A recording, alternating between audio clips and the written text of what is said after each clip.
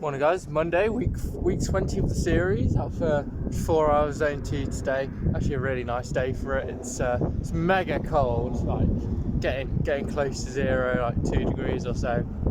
So I've properly wrapped up, got all the layers on. It's also mega windy, so that's making it feel colder than it actually is. I haven't had rain for the past couple of days, and since it's proper windy, it means the roads are nice and dry, which is good. Nice change during the winter. So yeah, just cracking out my 4 hours today. Finally warmed up a little bit after 40 minutes, so able to like breathe through my nose. At the start I'm like, oh my god, so cold that I couldn't bear to breathe in through the nose, but thankfully it's warmed up a bit. I've warmed up a bit.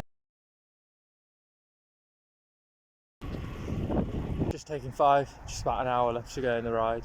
Nice and steady, yeah. Just tagging on an extra stint to top myself up to 4 hours before I head back home. So peaceful and quiet right now, like just before sunset, out in the middle of the peak. Even my drivetrain's being really quiet. This is lovely.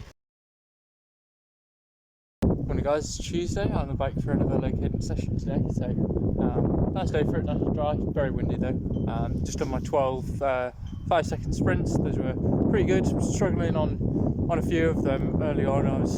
Cadence was way too low because I was getting in the wrong gear and going so slow into a headwind. So I realised I really wanted to pick the cadence up. So for the last 4 reps or so, I really focused on being in an easier gear, easier than you'd think you'd want, and then really being able to spin it out with the high cadence. And yeah, I think the power was a lot better on those last ones. So it's something to be aware of with sprints, like being in a lower gear than you'd realise, because you want to be at a nice and high cadence. Well, I know for me, to get the most power, I want to be at a quite high cadence. So yeah, good to realise that. Move out to a hill to do my low cadence and high cadence efforts. 3 by 6 minutes low cadence, and then 2 by 8 minutes high cadence. So, yeah, 18 minutes low cadence and then some extra work at high cadence. I think the drive side bearing in the rear wheel needs replacing, as there's this flex towards the cassette, but there isn't the flex going the other way, so I'm assuming it's just one of the bearings, but I'll have to get those replaced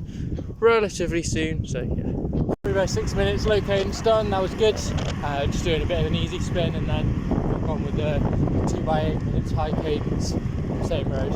Legs are already feeling nice and flushed out, so really getting good at recovering after the high torque work, which is really good. This is what 50 RPM looks like.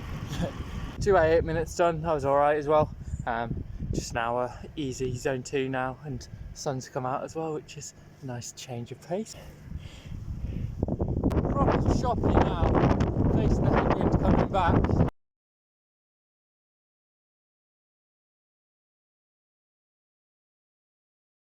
Heading to the gym now for a session.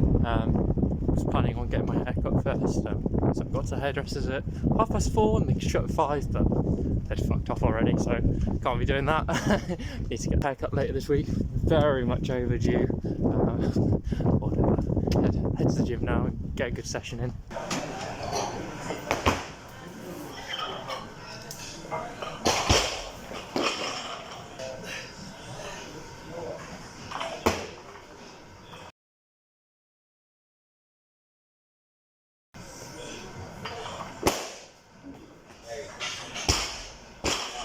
Good gym session. I'm feeling better than when I got there, so it's a positive. Feeling a bit ropey at the start, but then just got into the swing of things, and yeah, it was just ended up being a decent session.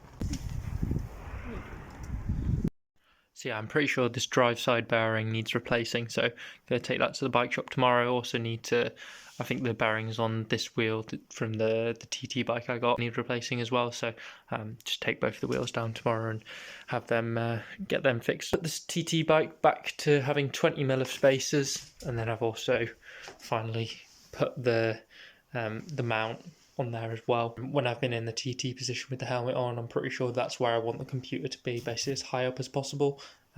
Just finally did the little adjustment of finding the correct number of spaces for the length to fit it in there. So yeah, that'll be good rather than just having my computer on the table. So I'm gonna put this little disc in the saddle. 100% happy with it being on these back rails rather than the closer one. Rotate this disc anti-clockwise, so jam an Allen key in there and rotate it anti-clockwise to have the two pieces come apart.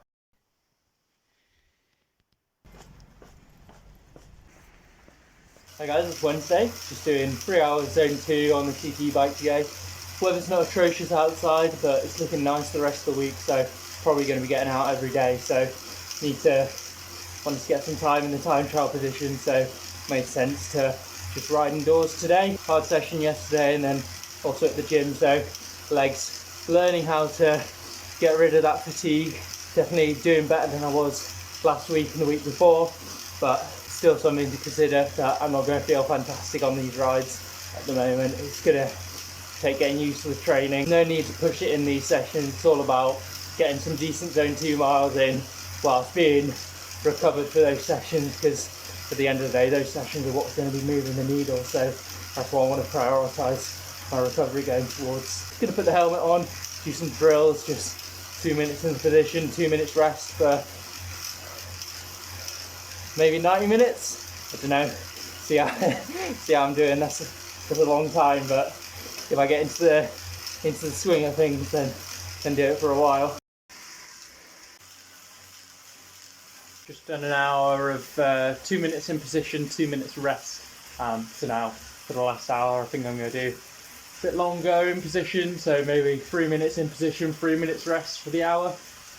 Get another 30 minutes of work done in the position. Another 30 minutes of time trial position work there, so doing 3 minutes on, 3 minutes off for the third hour of the ride. So an hour of total work in a pretty aggressive position, so shoulders are pretty knackered, but yeah, it's going to be really helpful to get a lot more comfortable in that position over time. So yeah, really happy with that, and it's a lot easier to focus on these indoor zone 2 rides when I'm working on something like that. Different stress stimulus rather than just pushing hard on the pedals. It's focusing on that body position, and it is also comfortable to ride mid to higher zone 2 when I'm in that sort of position, just to put a bit more torque through the pedals. So yeah, really nice solution to doing these indoor zone 2 rides, just working on the time trial position, and yeah, it's gonna really pay dividends in the summer. It's Thursday, just indoors doing another low cadence session today. 12 5-second sprints and then move on to the low cadence work. Continuing to increase the volume at low cadence, so it's 2 by 10 minutes low cadence, so big long effort, but did 2 by 9 last week, so should be absolutely fine to do this. After that, just 2 by 9 minutes high cadence to keep the legs ticking over, flush out the byproducts, not have super heavy legs when I go to the gym in the evening.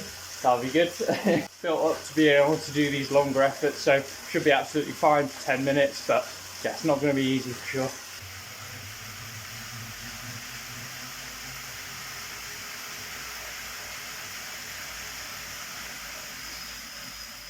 Done my 12 5-second sprints now. Legs are feeling pretty heavy at the start, and then I do the sprints and then my legs feel so much better after doing it. It's kind of weird. I just need that stimulus to get them warmed up, and then feeling a lot better going into these low cadence efforts. At least that's what it feels like. 2 big low cadence intervals now, so it's 2 by 10 minutes and then 2 by 9 minutes high cadence after that. So yeah. Woo. 2 by 10 minutes done. I think the main thing is, like, on a day like today where I'm not feeling 100%, there's definite fatigue in the legs, I'm still able to do a session like that. That's the main part of the session. I mean, I'll do the high cadence work and see how that goes, but it's so good that I'm just able to get those efforts done to a high quality no matter how I'm feeling, sort of thing. Really nice. Happy with that. Bloody hard work, but yeah, should be. Like, you're pushing really high torque, like 70 Newton meters, spin the legs out, and then have a crack at the high cadence stuff, see how that goes.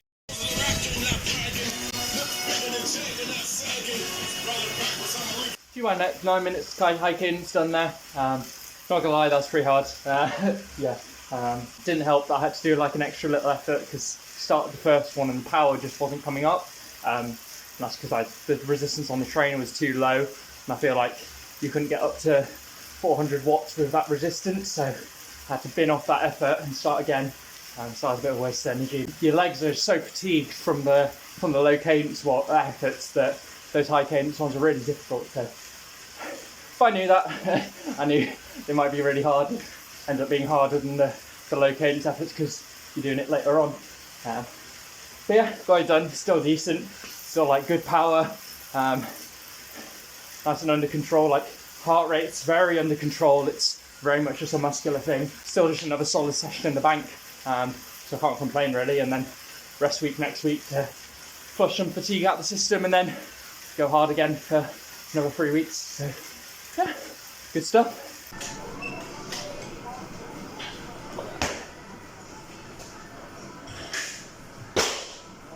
Hi guys, it's Friday, just out for 3 hours zone 2 today. Not the nicest day, but definitely wanted to get out on the bike today.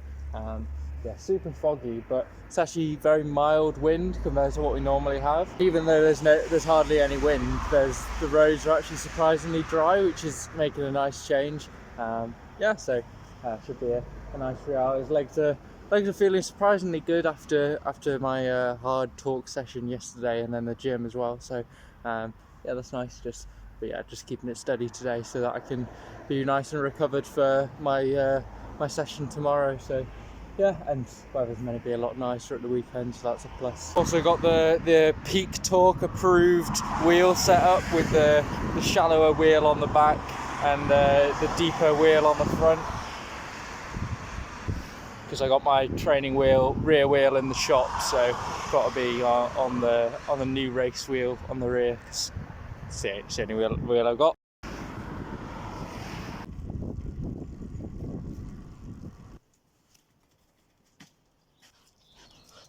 Morning guys, Saturday, absolutely lovely day and out for probably around 4 hours today, but got some efforts to do as well, more low cadence efforts to do. So yeah, I did the first 2 hours with the club to start off with, and then stopped at the calf. I'll crack on with my efforts now. Start with the low cadence efforts because I'm out by the hills that are good to do it on, and then once I get back, so long as I'm not 4.5 hours in, I'll do my 12 5-second sprints. See how they perform at the end of the ride rather than the start. But yeah, I aim to still get those done. So 3 by 8 minutes low cadence and then 2 by 10 minute high cadence. I'm actually going to take my jacket off and stash it because the sun's come out and I think I'll get a bit too warm during those efforts.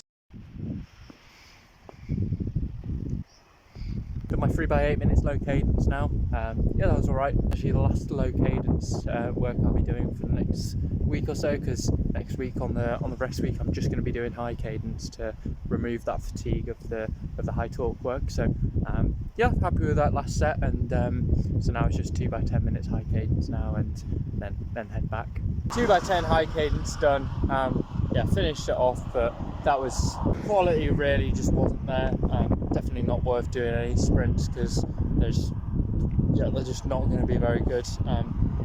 Be a waste of time, because if the quality's not there for that high end stuff, it's just not worth doing. You're just adding extra fatigue with no benefit. First effort, legs are like super fatigued and left hamstring basically felt like it was on the verge of cramping, and then that second effort was just awful. No power, no cadence, not on top of the gear, just wasn't happening, and it's not surprising. Good efforts on the low cadence though, so that's the main thing. But just head home now, top it up to just be a bit over 4 hours. So yeah, like I said, not bothered with the sprints. Now yesterday I actually signed up for my first couple of races, so I've got some races in the calendar now. First race is going to be end of February, so that's going to be a road race, and then start of March got a 10-mile time trial, and then the next 3 weeks after that it's going to be 3 different criteriums, all local to me, which is really useful. And for those criteriums I'm going to do the Cat 3, Cat 4 race rather than the Cat 4 only race, just to get more experience competing with some slightly better riders. Putting the first few weeks of race in the calendar, don't want to sign up for one's way ahead, because depending on how those first ones go, I might decide to enter slightly different categories. So if they go really well and I've moved up to Cat 3, then I'll enter what's called an Nat B race, so that's an E1, 2, 3 race, and try and get a good result there, where I get more points if I if I did better. Good to get some events in the calendar so that I'm like locked in, okay, I'm doing these, but can't be thinking too far ahead because I haven't done a race yet. I need to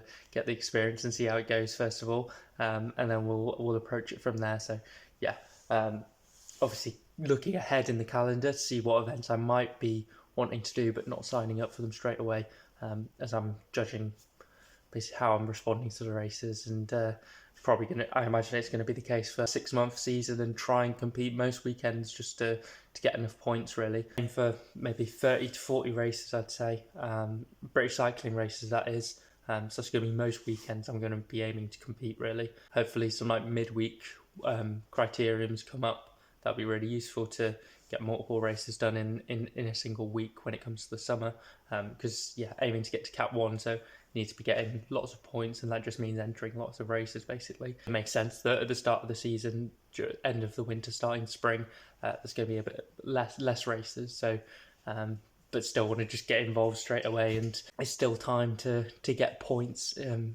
under the belt, so and get the experience, which is the main thing. So